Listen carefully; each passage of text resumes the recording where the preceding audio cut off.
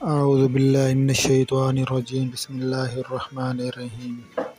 میری طرف سے میرے پیارے دوستوں کو، میرے پیارے بھائیوں کو اور بزرگوں کو السلام علیکم۔ میرے پیارے بھائیوں، آج میرا ٹاپک اسہال کو روکنے والی ادویات کے متعلق ہے۔ آج میرا ٹاپک فیورازولیڈون کے متعلق ہے۔ فیورازولیڈون یہ ایک جینرک نام ہے۔ یہ دوا مارکیٹ میں مختلف برانڈ ناموں سے دستیاب ہے۔ یہ دوا کس لیے استعمال کی جاتی ہے؟ اس دوا کو اسہال کو روکنے کے لیے استعمال کیا جاتا ہے۔ نمبر 2، اس دوا کو بیسیلری پیچس، ہیضہ، ٹائیفائڈ بخار میں استعمال کیا جاتا ہے۔ اس دوا کو فوڈ پوائزننگ میں استعمال کیا جاتا ہے۔ جراثیم کے باعث ہونے والی ڈائریا میں استعمال کی جاتی ہے۔ یہ دوا وبائی جگہ جانے سے قبل اس کا استعمال ڈائریا سے بچاتا ہے۔ دوا کا عمل۔ اس دوا کا عمل کیا ہے؟ اس دوا کا ایکشن کیا ہے؟ یہ دوا اسہال پیدا کرنے والے جراثیموں کو ختم کر کے مرض کو ختم کرتی ہے۔ انتڑیوں کے جراثیم ہلاک کر کے انتڑیوں کی سوزش ختم کرتی ہے۔ اس دوا کا اثر فنگس گروتھ پر بھی ہے، اس طرح مرض رک جاتا ہے۔ یہ دوا ای کولائی، سالمونیلا، شیگیلا کے جراثیم پر اثر کرتا ہے۔ دیگر ادویات سے تعلق۔ اگر اس کو پیتھاڈین کے ساتھ استعمال کیا جائے تو شدید رد عمل زہر ہوتا ہے، جس سے مریض کو بخار ہو جاتا ہے، پسینہ آتا ہے، بے چینی آتی ہے، سانس رک سکتا ہے، وغیرہ وغیرہ۔ یہ دوا MAO انزائم کے فعل کو کم کرتی ہے، اس لیے دوا کو ایمفیٹامین، سمپیتھیمائمیٹک ادویات۔ اس دوا کو اینٹی ڈپریسنٹ دوا کے ساتھ دینے سے شدید رد عمل ظاہر ہوتا ہے، جس سے بلڈ پریشر کم ہو جاتا ہے اور ٹمپریچر بڑھ جاتا ہے۔ مریض کو فاٹوز ہو جاتا ہے اور موت ہو سکتی ہے۔ ممانعت۔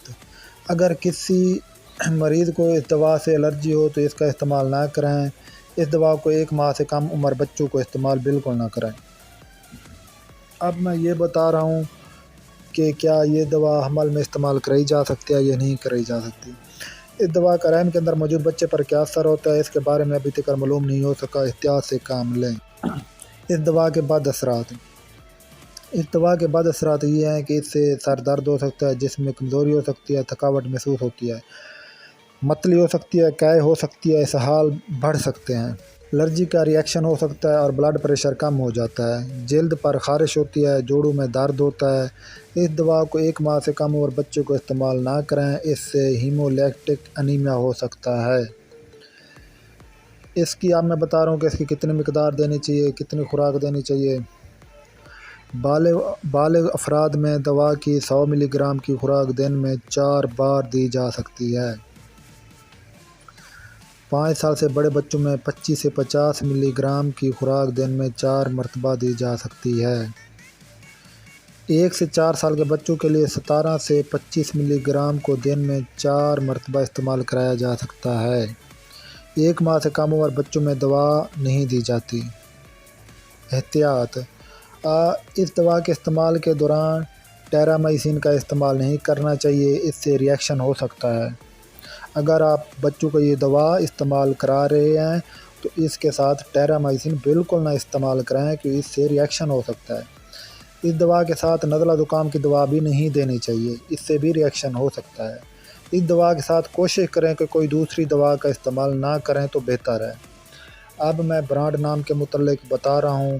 برانڈ نام وہ نام ہے جو کمپنی کی طرف سے جو نام رکھے جاتے ہیں، ان ناموں کو برانڈ نام کہتے ہیں، جو مارکیٹ میں اویلیبل ہیں۔ ان میں سے کچھ اویلیبل ہیں اور کچھ شارٹ ہیں۔ نمبر 1 فیروکسین، نمبر 2 پیکٹازون، نمبر 3 پریکونول، نمبر 4 فیوراڈون، نمبر 5 فیورازول، نمبر 6 فیورازی، نمبر 7 ایٹون، number 8 diazole, number 9 atrazole, number 10 Zafdil, number 11 Somazone, number 12 Furadil, number 13 Samoxone, number 14 Dirazole, number 15 Donoxin, number 16 Ayatone, number Furadil, number 19 Furazidone اور نمبر 20 سومازون۔ میری آپ سے گزارش ہے کہ آپ یہ دوا اپنی مرضی سے استعمال نہ کریں بلکہ ڈاکٹر کی ہدایت کے مطابق استعمال کریں۔ میرے پیارے بھائیو، آخر میں میری آپ سے التجا ہے کہ اگر آپ نے ابھی تک میرا چینل سبسکرائب نہیں کیا تو میرا چینل سبسکرائب کریں اور ادویات کے متعلق آنے والی میری اچھی ویڈیو سے فائدہ حاصل کریں۔ شکریہ۔